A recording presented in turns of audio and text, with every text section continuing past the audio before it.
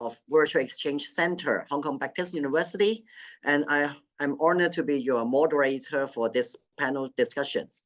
Today, we have an exceptional lineup of expertise joining us to explore the topic of virtual exchange on sustainability. All right, we are having four speakers in this panel. All of them are from diverse backgrounds, and please join me to send our warmest welcome to the first speaker. All right, thank you. So the first panelist will be Professor Karima Khalil. I hope I speak it. I hope I pronounce it well. All right, from Morocco. All right. The topic she'd like to share with us today is related to cultural and environmental sustainability. So Professor Karima, please. Thank you.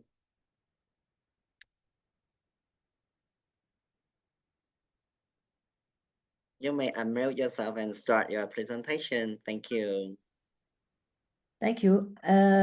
Can I share my presentation? Yes, for sure. Please share directly. Thank you.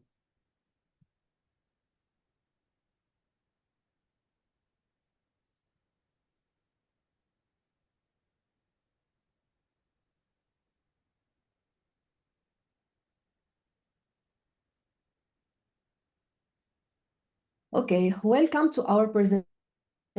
Today we are going to focus on global learning by virtual exchange about intercultural competency for environmental sustainability. Specifically, we are going to take a look at how to prepare our learners to achieving United Nations Sustainable Goals. My name is Karima Khalil. I am professor at Qad Ayad University School of Technology in Essaouira in Morocco. Professors from different areas in the world participated to this global learning experience. Henry Fowler from Navajo Nation, Eduardo Veriliberado from Brazil, Elena Dovlu from Greece, and Kelly Tizoumis, who initiated this collaboration from United States. Our agenda begins with an introduction asking why global learning. Then we will move to some of the best practices, beginning with the importance of intercultural training. After the intercultural training step, students will conduct two meetings. One, an icebreaker, and the second is based on their environmental worldview. Finally, we will have some conclusions. I think we can all agree that preparing learners for the workplace and professional practice is paramount to what we do in education. I think global interactions must occur in the courses before the students goes out into the workplace and begins practice. Building intercultural skills, sets, and competencies is fundamental for their interaction in the workplace. And this must include diversity and accessible interactions that can be enhanced through global learning. So we aim to connect students and professors in different countries for collaborative projects and discussions as part of their coursework. Each professor handles their own courses, and it is the intersections of their assignments that they plan ahead of time, constituting the global learning experience. We will provide meaningful, significant opportunities for global experience built into programs of study. This enhanced intercultural interaction through proven approaches to meaningful online and virtual engagements, while providing universities with a cost-effective way to ensure that their students are globally engaged. And this empowers professors, students, programs, and institutions to embrace diversity through inclusive teaching and learning focused on equity and diversity in culture, race and ethnicity, gender identification, socioeconomic, and accessibility. Before we begin, I would like to focus on Goal 4 of the SDG. Goal 4 tells us about inclusive and equitable quality education and promotion of lifelong learning opportunities for all, focuses on eliminating gender disparities in education and ensuring equal access to all levels of education for the vulnerable, including persons with disabilities.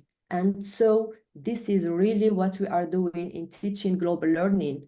We are in part trying to connect to and achieve Goal 4.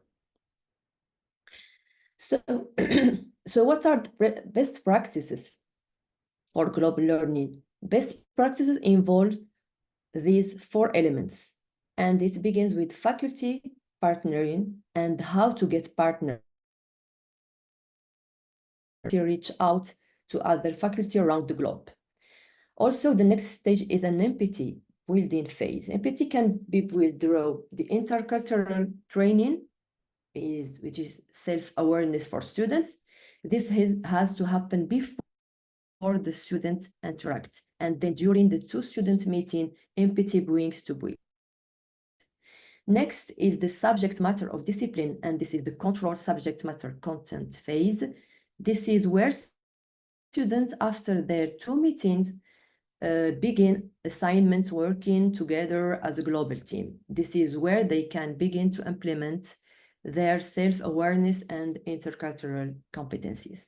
Finally, the reflection phase and the processing phase are critical. This is the opportunity for the student to reflect and process. Students has just been taught both in content and intercultural learning, and this reflection is key because this is what builds the long-lasting metacognition after the class is over. So the roadmap to global learning really begins with this intercultural learning, training, and self-awareness, and then the students can learn through their reading to communicate before they begin the icebreaker meeting. We put them in the small dyads for different countries and schools, and usually we ask them to speak together at least 30 minutes, and they go well over that.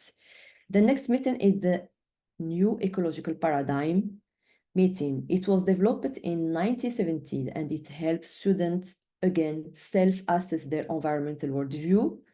This is critical in their understanding how each of different cultures understand the world before they begin engaging in their assignments. This meeting also usually takes about 30 to 45 minutes. So intercultural competencies is really important, and it does not happen overnight. In fact, most of our students come with very intercultural skills, and we have to build them over time with the courses and over curriculum with multiple courses. The goal is really to build adaptability and then ultimate to go to competency in intercultural learning. Message is pretty clear to help our students gain their empathy, patience, and seek to understand while engaging with others as really the foundation for their interactions. So environmental worldview that our students engage from across the globe, where we work with different entities and different institutions. We used the new ecological paradigm, NEP, a survey begin of a dialogue for understanding environmental worldview among our students.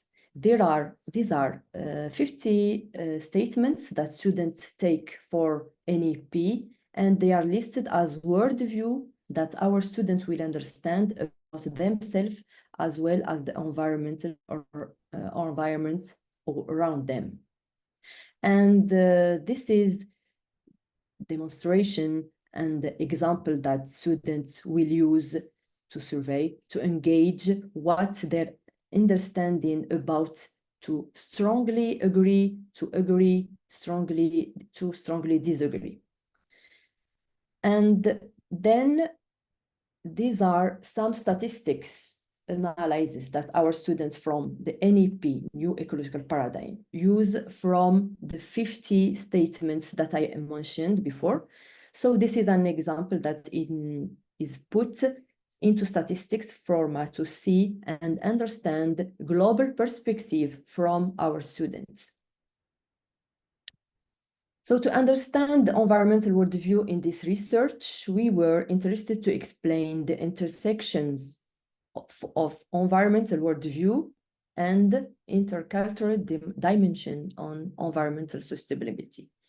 One of the most well-known ways to compare environmental worldview is through the New Ecological Paradigm survey with the sample as part of several courses, number of 189 from March 2020 to December 2023 across both the global north 65% and south 35% countries. These countries included learners from the US, Europe as Netherlands, France, Greece, Spain, and Italy, the Navajo Nation, and Morocco.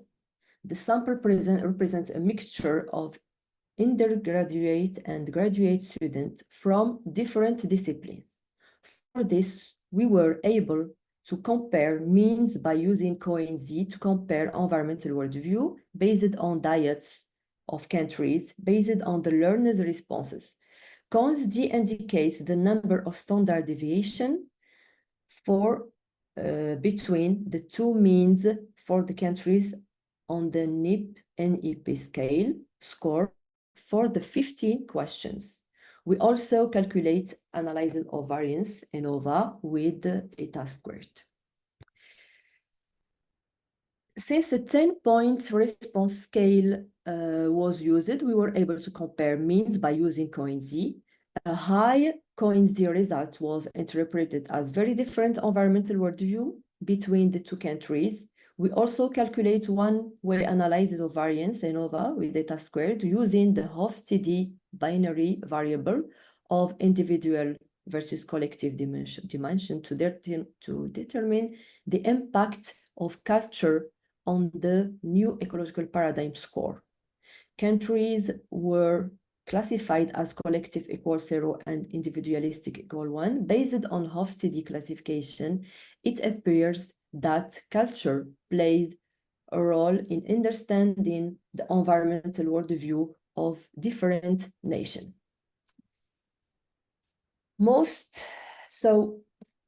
Let's talk about some takeaways.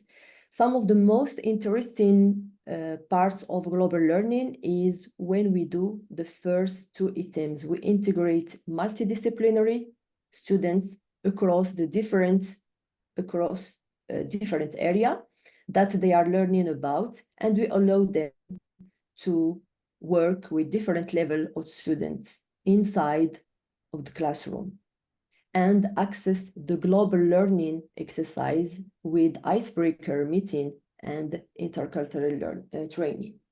One point about COVID, the interaction of global learning was fascinating during COVID, and we actually recorded several panels where students talked about the impact and the importance during the 80 months where they had very little social interaction with their peers.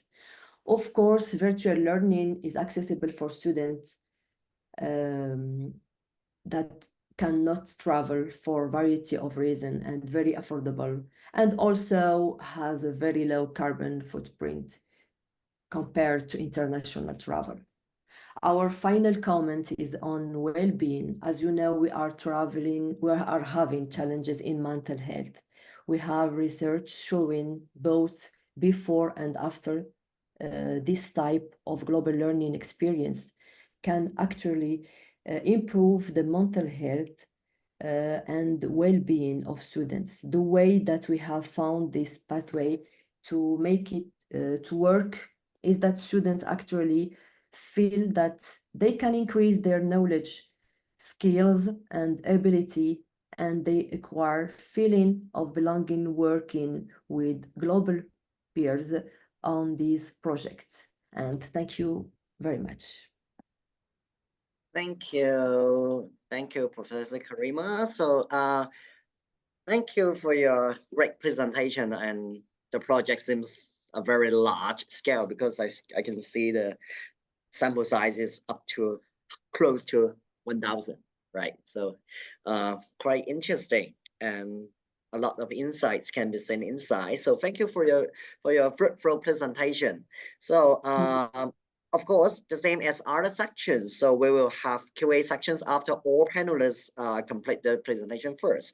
So may we now invite second panelist, Dr. Olga Yashkova, sorry, from Ukraine to present his topic. So his study topic is related to addressing real-world challenges through interdisciplinary virtual exchange. So Dr. Olga, please. Thank you. You may unmute yourself first. Thank you.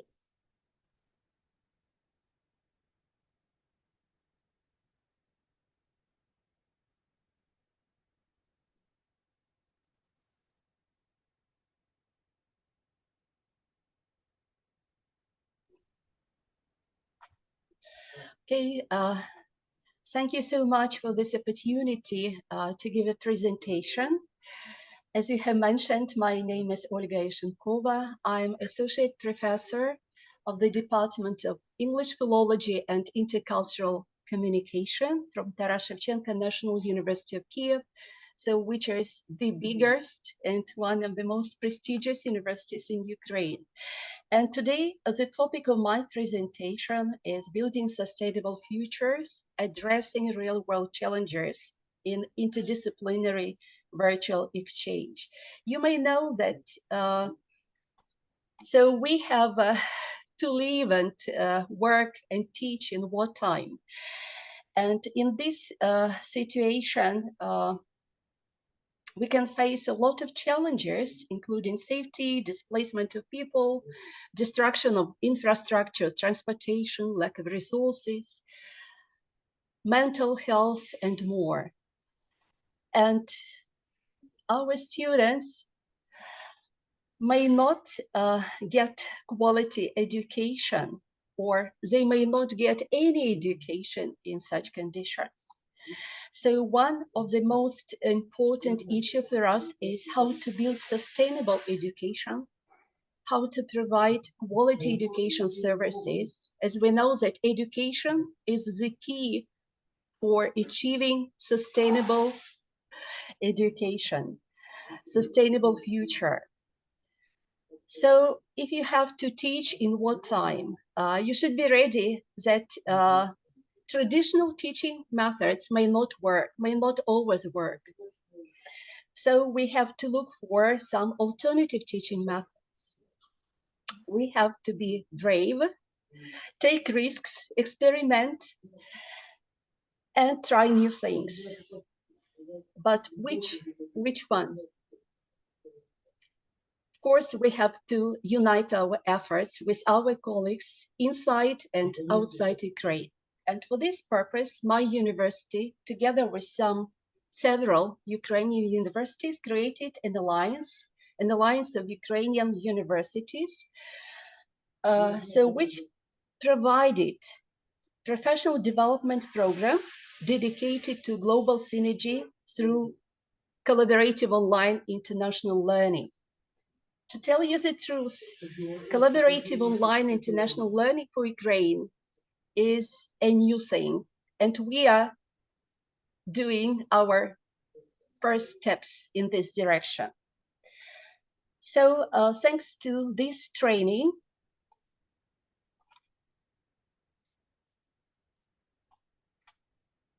so my colleagues, including me, who are from different disciplines, from different structural units of the university, decided to try and design our first not coil, but coal.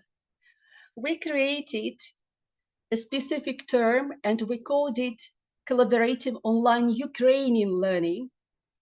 So because we decided to start with something small inside Ukraine, and then if the project is successful, make it international. So because we come from different fields, you can see from the Military Institute, Institute of Law, Institute of International Relations, and Institute of Philology, we were thinking, so what kind of project so we could create? And we found one thing that unites all of us: challenges, Ukraine's wartime challenges, and how to tackle, how to deal with this. And we called the project Expertise Tackling Ukraine's Wartime Challenges through Interdisciplinary Solutions. So we involved 51 undergraduate students of ours from different structural units of the university. The main goal of the project was to facilitate collaborative problem solving among students from diverse disciplines to address specific challenges Ukraine is facing these days, and also foster interdisciplinary understanding and innovative solutions. The learning objectives included to identify and analyze specific wartime challenges in the fields of our students, to foster interdisciplinary collaboration through multidisciplinary teams, just what Karima is doing, exhibit critical thinking and research skills to explore solutions to the chosen problems, cultivate teamwork, communication, problem solving, creativity, and other soft skills, and ask students to present challenges, present their solutions to the wider community, showcasing collaboration and interdisciplinary approach.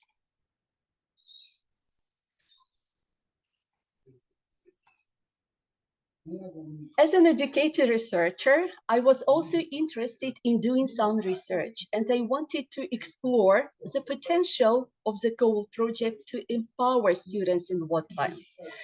So I formulated 3 research questions, and I wanted to find answers to these questions. Research question 1, is it worth involving Ukrainian students in online interdisciplinary collaboration, and are they able to successfully complete such projects? Second, can these projects ensure that students are engaged in meaningful learning experiences in wartime? And finally, what are the benefits of online interdisciplinary collaboration for Ukrainian students, if there are any? To answer these questions, I used a mixed methods design that combined quantitative and qualitative approaches to collect the data. I used students' presentations and written reports. And to analyze the collected data, I used statistical analysis and thematic analysis.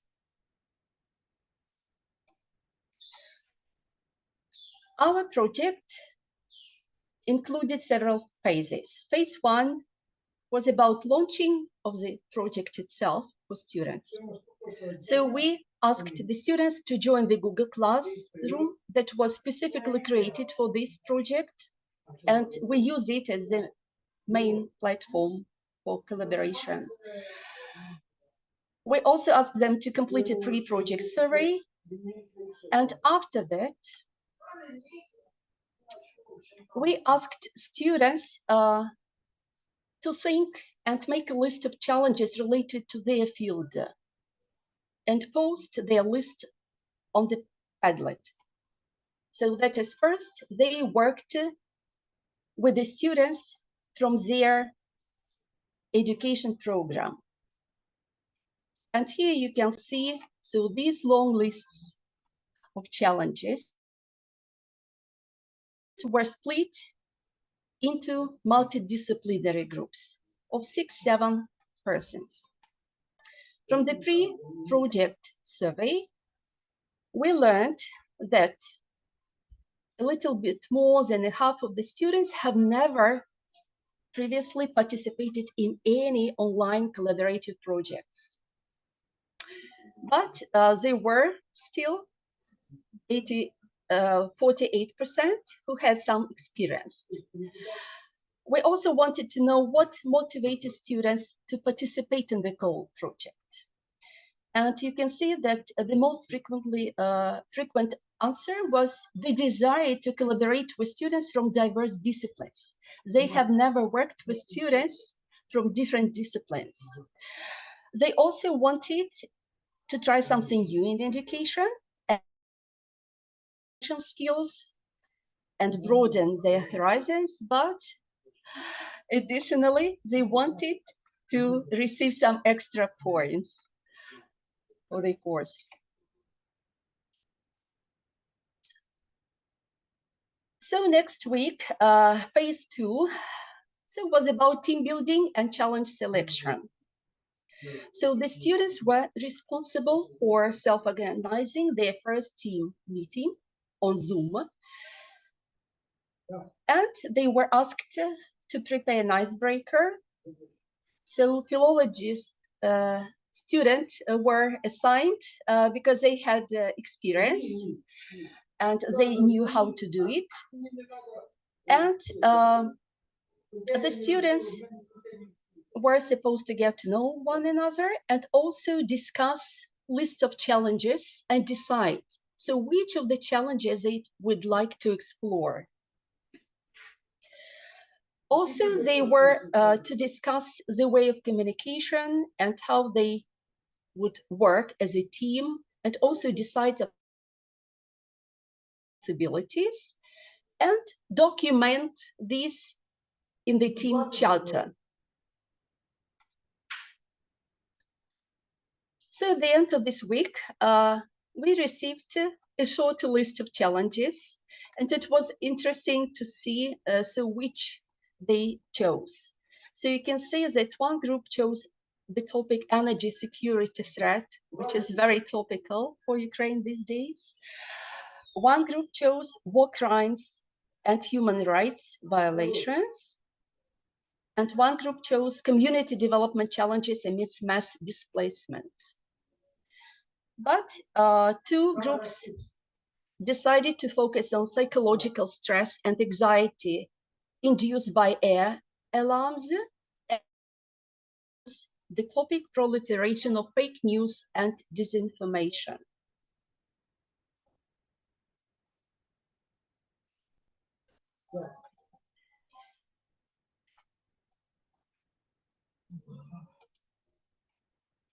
So the next phase was about implementation, the most important phase, which included 4 weeks.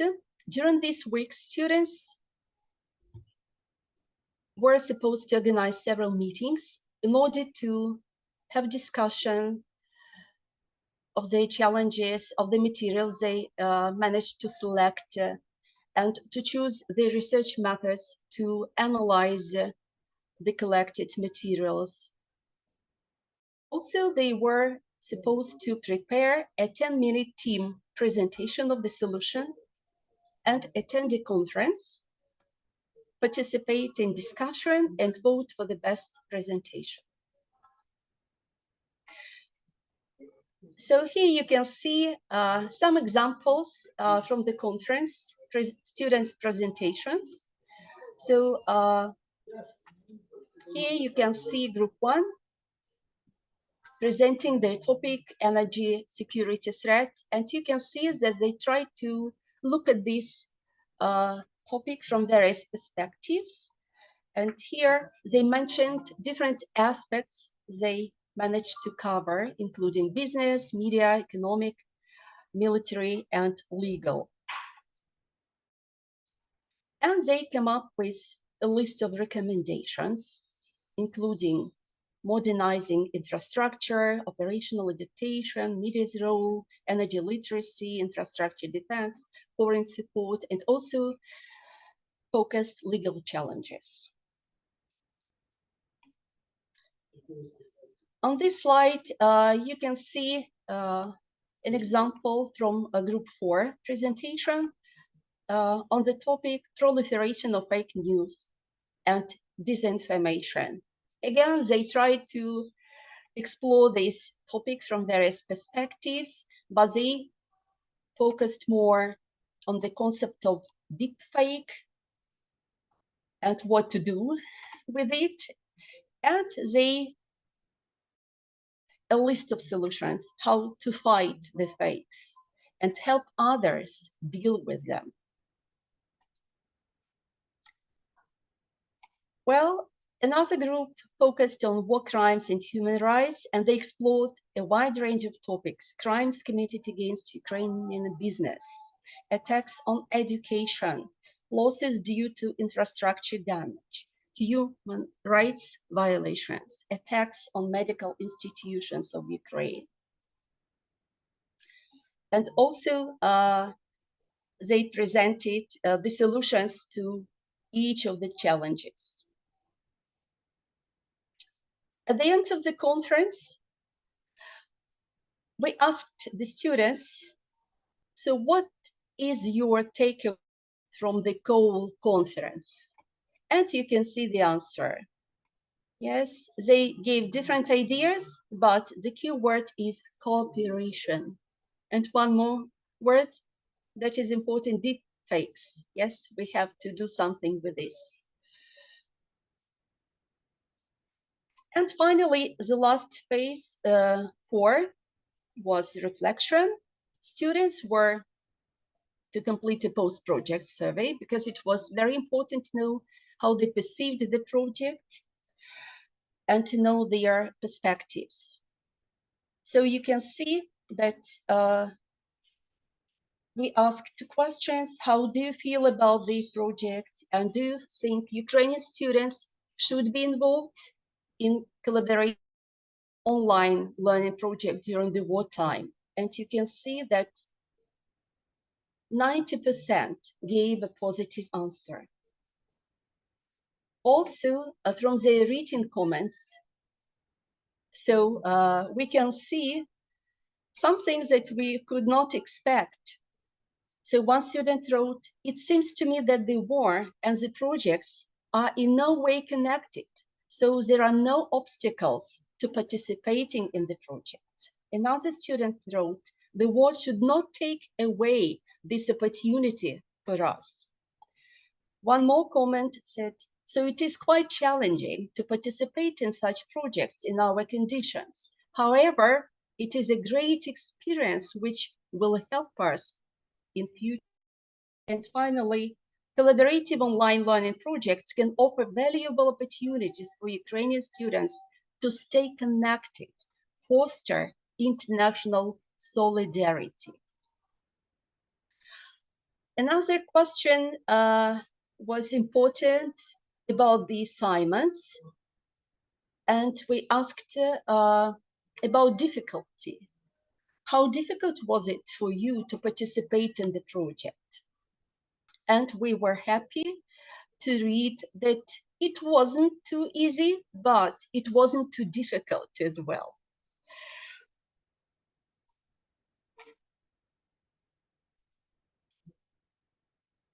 And also answering to my research questions about meaningful learning and benefits.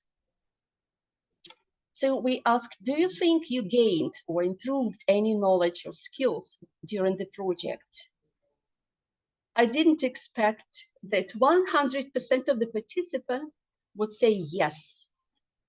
And you can see here their answers.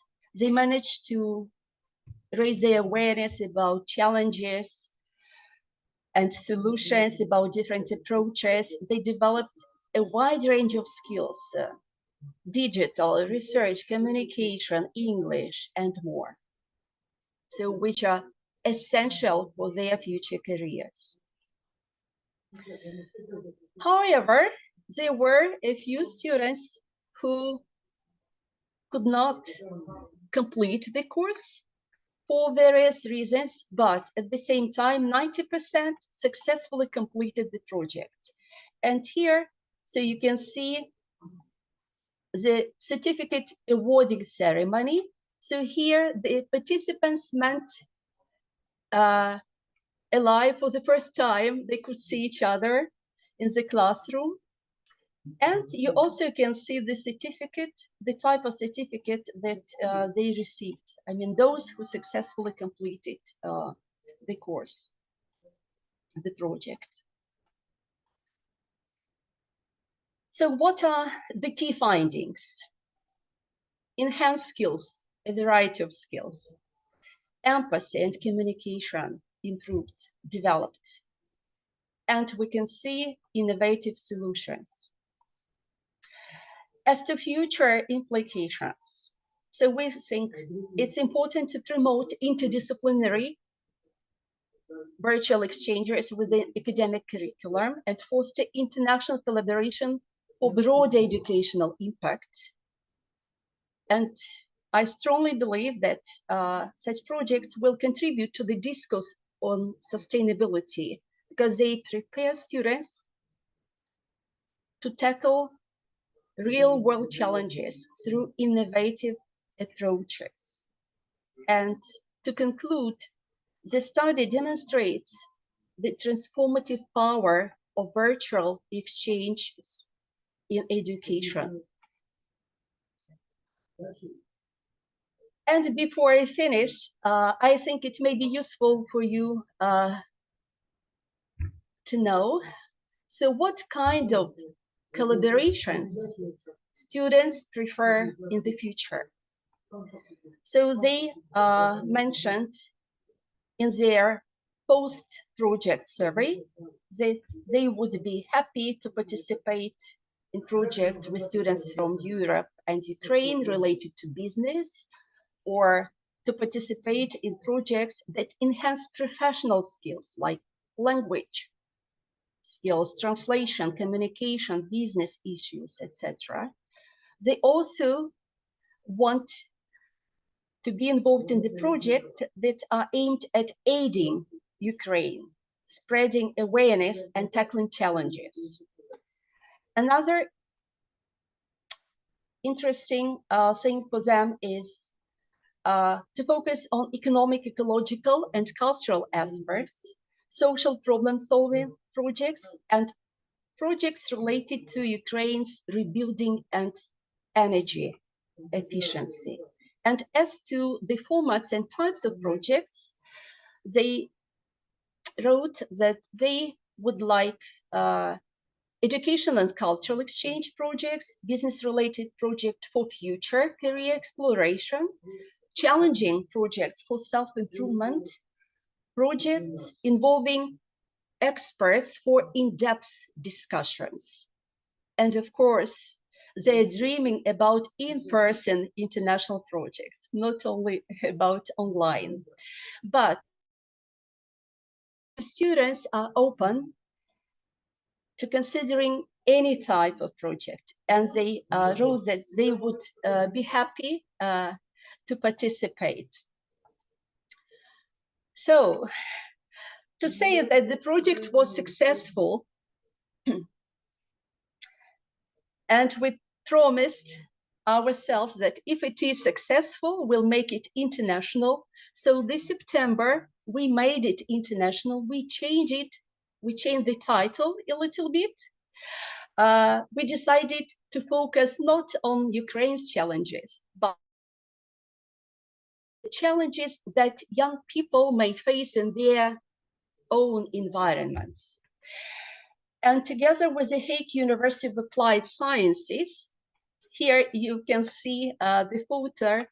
Yes, we had a meeting, a Zoom meeting just 2 days ago with our colleagues.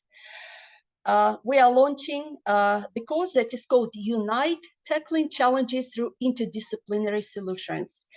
And we are planning to involve students from 2 universities, Ukrainian, Taras Shevchenko National University of Kiev, and the Hague University of Applied Sciences, who come from journalism and media, communications, management, organization, law, and English philology.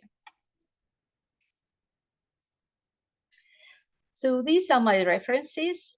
And you can see, if you visited the Padlet, you can see that I also invite other participants to join, to try this project next semester. And I want to thank you for your attention. And if you have any question, you can find me everywhere. I'm on social media, so Facebook, LinkedIn, and of course you can see my email. Please do not hesitate to contact me if you have any question and if you have an idea for our future collaboration. Thank you. Thank you. Very inspiring presentations that honestly, I'm quite touching because, you know, in Ukraine, there is a wartime and all the students are very tough and think about many different kind of opportunities for learning, even in this times, this hard time for your country. And therefore, I'm quite touching about that. Thank you for your sharing to us. I learned a lot from the project as well. So thank you. And now we are time to welcome our last panelist today. So Dr. Cecilia Tam from Hong Kong, China. So Cecilia's topic today is related to digital landscape and education. So may we give a big hands to Cecilia. Thank you. Okay, I just want to make sure that everybody see my PowerPoint, right? Yeah, good. Okay, now, like today I would like to talk about sustainability development goal. I like to talk about this always, okay? But usually I talk about the education goal number 4. But today I want to talk about something different because I want to focus on how we educate the next generation to fulfill our goal number 11 and number 13. So this is what I'm trying to share today. Now, in 11, we talk about our cities. We talk about inclusive, safety, resilience, sustainability as a whole, okay? And in 13, we talk about climate changes. Okay, all of these are actually very abstract concepts for a lot of Hong Kong young children, okay? Now, I was actually in the kindergarten setting before. So when teachers trying to come along with all these topics, we have troubles because these are something too big, okay, too great for everybody. And for them, they only know about animals, transportation, and all these. But of course, if we want to educate a future workforce, it's always good to invest our time, okay, and all the content, prepare them at a very early stage. So this is where we are. So what we are trying to see if we can push all these concepts in an early stage. So now, because all these are abstract concepts, so nowadays, ICT is becoming so common. When we say ICT, it's meaning information and communication technology. And of course, there are a lot more other technology coming, especially in these few 2 years. All the generative AI and all the stuff are hitting educations. Now, but I would just simply start with ICT because like the projects was conduct at the moment when like all these generative AI are not so common. Okay, so that's where our focus is. So we believe that all these ICT can help young students to learn about the abstract concept of sustainability. So when we look back a little bit of the education sector, we find that ICT is actually unavoidable. And the Hong Kong government is actually spending a lot of money in it. And then we are trying to let the kindergartens, the schools to buy equipments, to buy like all the other stuff. And then they provide softwares, okay, trainings to teachers. But on the other hand, we find that the actual adaptation of ICT is limited. Now, that's always a why question, and we always want to look at why there's a gap. Why we are giving so much money in all this technology, but end up it is not using it. No one using it, or very limited usage. So this is why we want to start this kind of research. So it's very simple. For the objective, we want to explore and discuss kindergarten teachers' ICT competency and identify areas for improvement, because we think that these are the tools necessary. So for methodology is actually we got a group of 243 teachers. They are in their initial teacher training in Hong Kong. But the current paper, we are not going to talk about the whole big research. We just want to focus on the qualitative part of the research. So there are actually 8 selected teachers by voluntary sampling, and then they involved in a micro-teaching section, and we have a scheduling on them. And then after that, we have a semi-structured record interview to discuss with them to see why and what they are doing in the sections and how they implement all these ICT in the teaching and learning process.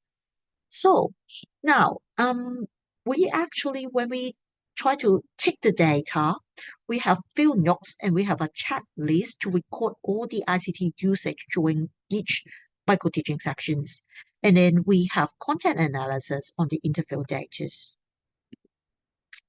So now, when we are trying to cope the data, you can see that we cope different type of usage. For example, in kindergarten, it's very common that they use interactive whiteboards.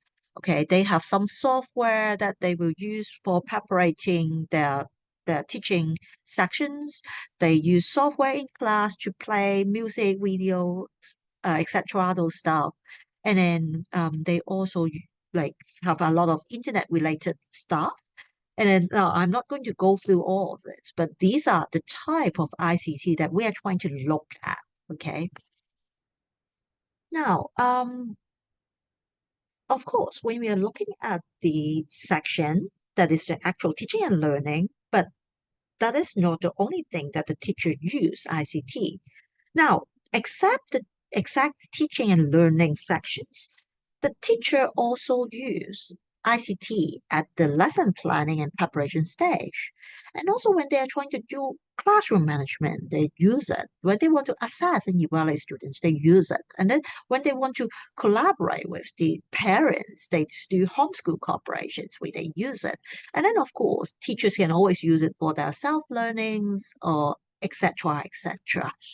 So now, so that's why in the interview, we want to go deeper, not only looking at the actual teaching section, but we want to see how they use ICT in the teaching and learning in all the process, from preparation to finally evaluation process. So now, we find that ICT is being used mainly not at the teaching section, but at the teacher's preparation stage. They use it for searching information, they use it for lesson plan, and then now, of course, they use it in teaching and learning, and then they use it in evaluations to record student progress and their work. So now, when we see all these, what is the implication and how these affects when teachers want to teach concepts like sustainability and all these. Now we find that they actually present concept, okay, using ICT to facilitate teaching and learning by enriching student sense. Okay, for example, they use it for visualization, they use it for some sound creations, or they let students to have a better sense experience of what is happening. And then of course, they use it not only for understanding, okay, but they also use it as something to motivate students or attract students. So that's why a lot of videos, photos, sounds, and music are used. Now, but when we are trying to look into the data in more detail, now we find that what teachers are doing are basically sticking to some very lower order thinking levels. Now, this is actually the Bloom's taxonomy, which talk about the all 6 stage of thinking, the skills, thinking skills. So in the lower level, we have remembering, understanding, applying. These are what we call lower order thinking. So at a higher level, we have analysis, evaluations, and creating. These are all the higher order thinking skills. So when the teachers are talking about SDG or related sustainability concept, what they are trying to do is they just talk about, like, they try to present the concept. Those are all like just trying to use it to make students understand what it is. So they seldom touch on ideas about why this happened, how to avoid all these. For example, how to avoid all these like disasters, or what we can do or what we should do. So basically, it's just showing that what's actually happening, but not going deeper to think about what it should be done. So now it brings to some of our reflection and discussions, because now, firstly, after all, when we have all these data, we find that, okay, teachers are using a lot at the preparation stage. But we find that, like, some of the teachers, they might not understand sustainability a lot also themselves. So it comes to a point that we need to think about how we can let the teachers to aware these all these ESGs, and then to make sure that they understand themselves first. Okay, this is the first step. If they don't understand themselves, it's very difficult for them to push these ideas to the students. So secondly, we actually want to know how the teachers can better use the ICT in their teaching and learning to make sure that they are presenting the ideas correctly. So that's come to needs of equipping teachers during their initial teaching trainings with ICT competency, and then it's actually essential for quality education through technological integrations. So of course, something not related to sustainabilities and what we're discussing, but still within the projects, is that we find that what happened in the qualitative part is actually echoing what we find from the quantitative studies, from survey studies. When we do a triangulation with it, we find that the data match a lot, so it gives us a very good validity of the current studies. And then also the result shows that teachers are doing better in some basic knowledge, like basic usage, instead of some high order thinking, as I just mentioned. And finally, direct us to think about in the initial teacher training courses, should we add some subject related content for them to help them in the higher order thinking, and also how they can provide students with practical learning opportunities.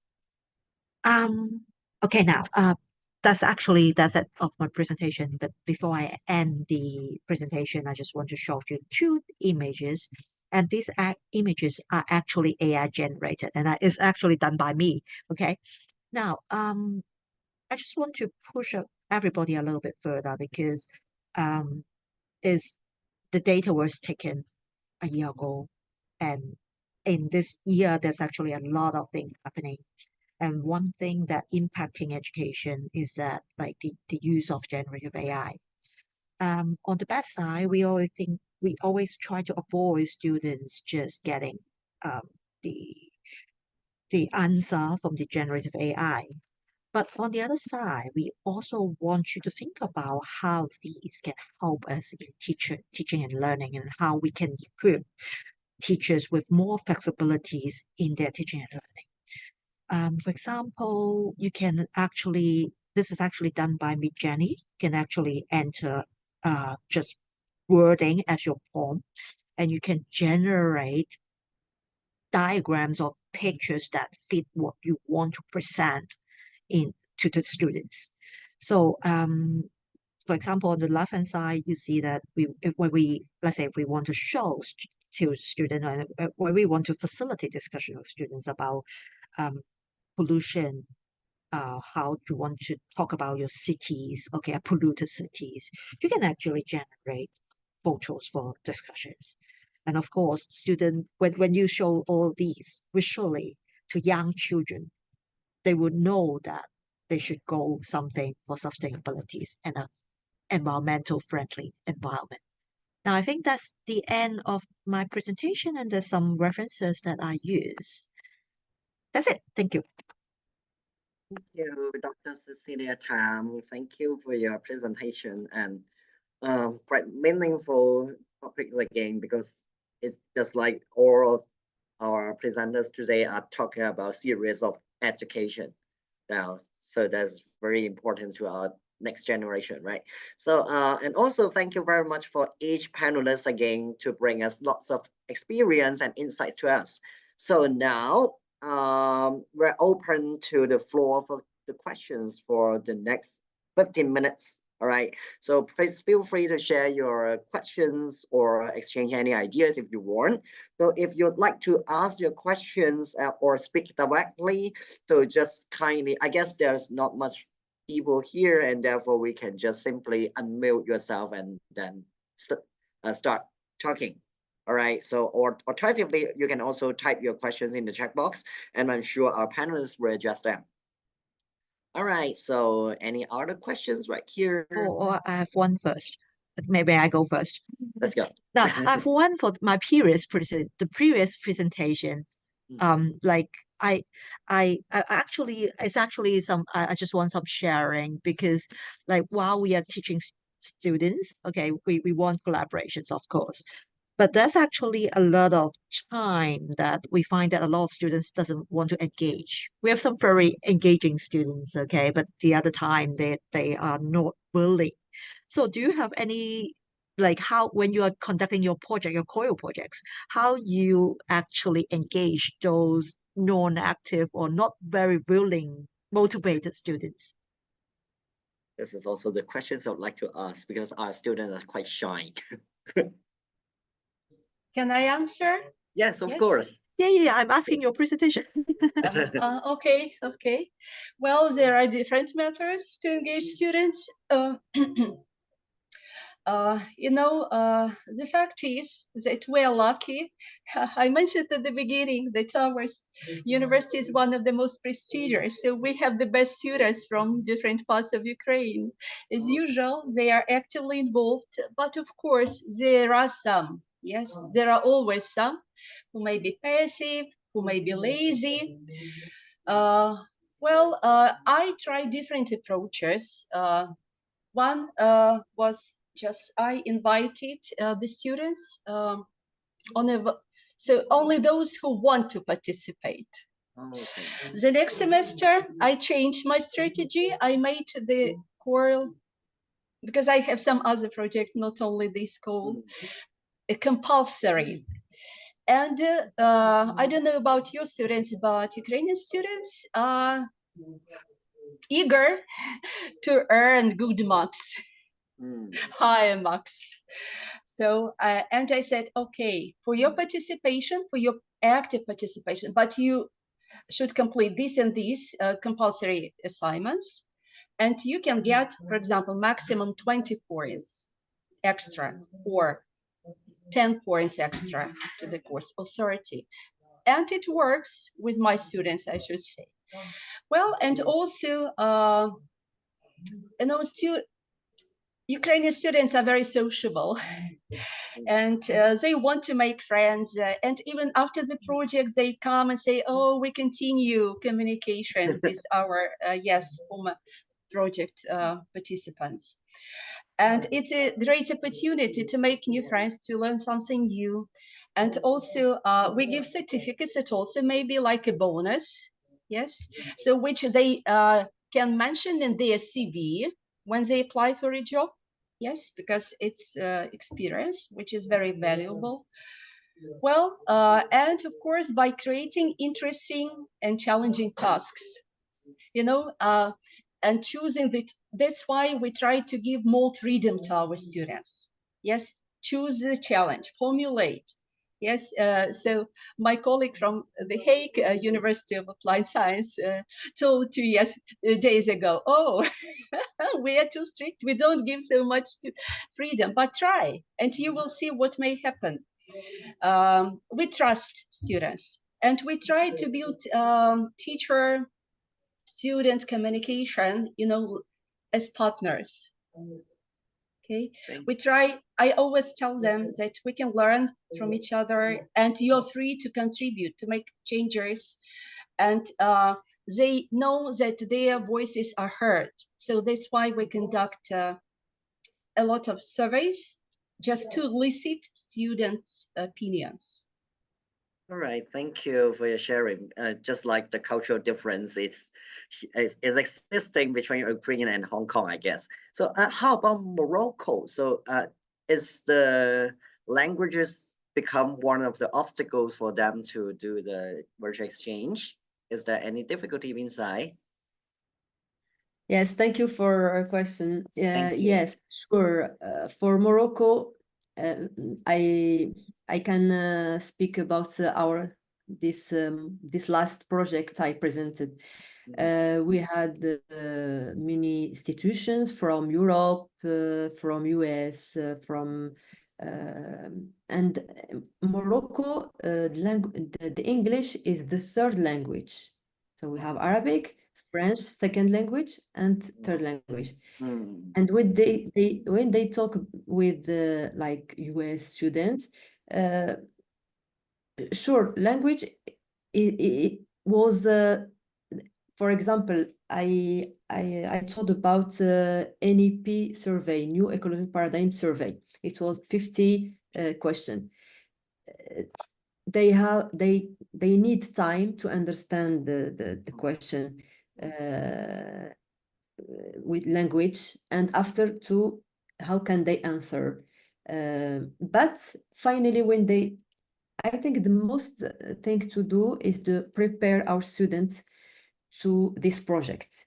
We have to talk with them before starting the project. They can understand what is the objective, what is the outcome, and when they start, like the first meeting with icebreaker, they are very satisfied, and they take more time than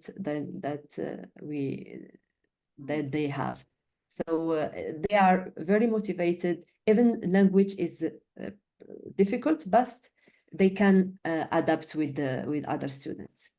All right, thank you. Because in Hong Kong, we actually share the same problem, is that the language, especially in English, is not very good in students, and therefore they tend to shy and not willing to speak with other countries' students, and therefore this is one of my or our obstacles. Yes, right? I had another project with the Asia countries, Japan and China, and they all think about that. They are more shame, and there are difficulty to explain what they want to see. But it was, but finally, they can communicate even with the WhatsApp, with other software. I think so. So, do you consider Can I say with us? 2 words? Can I say 2 words as to this? Yes, of course. Because I can say that as to the Institute of Philology, we offer education programs in more than 30 languages. We also have Chinese students who come and join our students in English studies and translation programs, and from other countries. And I should say that the level of English is very higher. And what surprised me when we had a COIL with US students last year, US students asked my students to edit their reports. But of course, the situation may be different depending on the department, on the structural unit. Like military students still may experience some problems. So that's why we made our call, although only Ukrainian students were involved, in English totally in English, and they were happy to improve English. Okay. So English is number one. Students understand that they have no future, no good career without English. So they're very motivated. All right. Okay, thank you. And it must be a good chance for students to improve their English as well. All right. Okay. I received another questions from the chat box, so let's do it together. So, of course, thank you for the insights, sharing, and presentations. And then the question is, the virtual exchange project shared by professors involves students from the various disciplines who collaborate on the same project. So how can we or instructors balance the very expectations for students or customize the virtual exchange projects to accommodate their different learning styles? So any experienced project leaders can help to solve this problem. I have no experience for that. I'm sorry. I can share, but I wanted to give the floor somebody else, if there is any volunteer. Because our project was interdisciplinary. Yes, students from different fields were involved. And again, number one, listen to student voices. That is very important. So give student a choice. Yes, give them more responsibilities. Make them responsible for their learning. Give them freedom to choose the topic they think that may be useful for them. They think that may be interesting for them. Also, so just of course, students are different, and sometimes they it's not easy, for them to come to an agreement within smaller groups. Well, but it's a chance for them to develop their team building. Yes. Of course, as educators, we have to teach them to listen actively, to analyze critically, yes, and maybe be flexible and adaptable. Well, probably it is also cultural, but I should say that most Ukrainian students are flexible. They are eager to support and to compromise. But well, everything may happen. And as to different learning styles, when we create the assignments, we should take this into account. So it means that we should different types of resources, not only text, but also multimedia.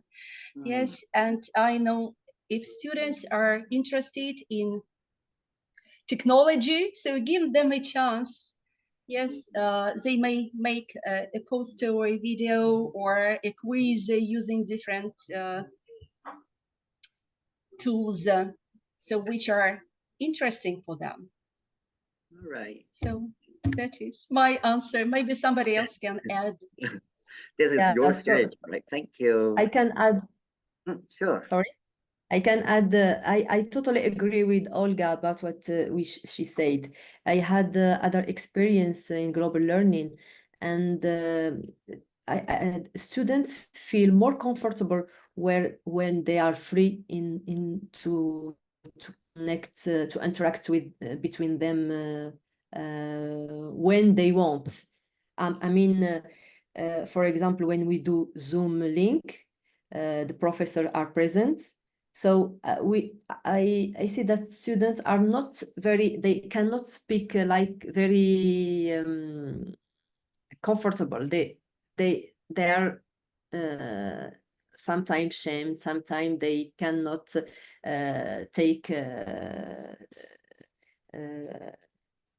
speak. So, and when we move to asynchronously meeting, when they can students can connect between them like by email or or by there is some tools, softwares they can connect, they can send video, they can work on the same presentation and to same project, and after they can present on Zoom link.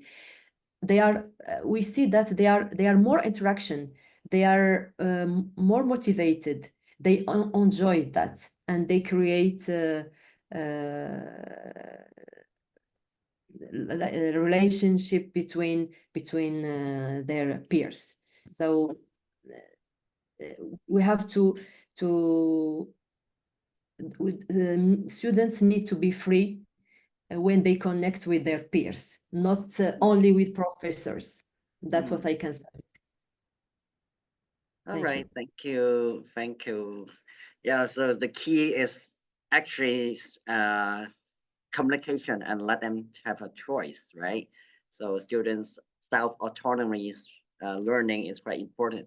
So I got another announcement from my boss. So saying that I have to let all of you know that the video will be uploaded to the YouTube, and therefore more people will be able to watch your clips. And then we have 600 registration and a quite big group of audience from US who cannot join the live due to their time difference, and therefore, yeah, the presentation or our discussion will also be disclosed to all of other audience. So don't worry about that.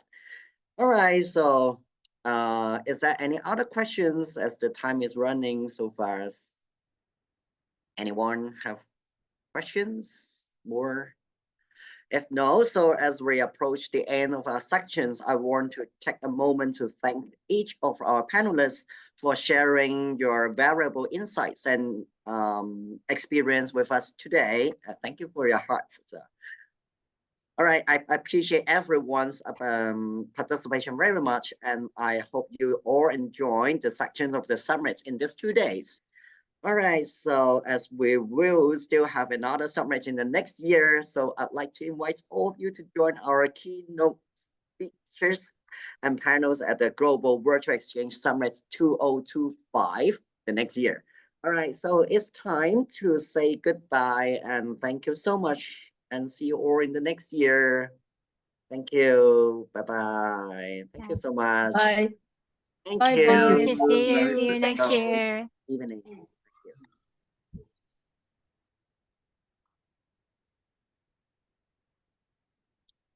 Thanks a lot.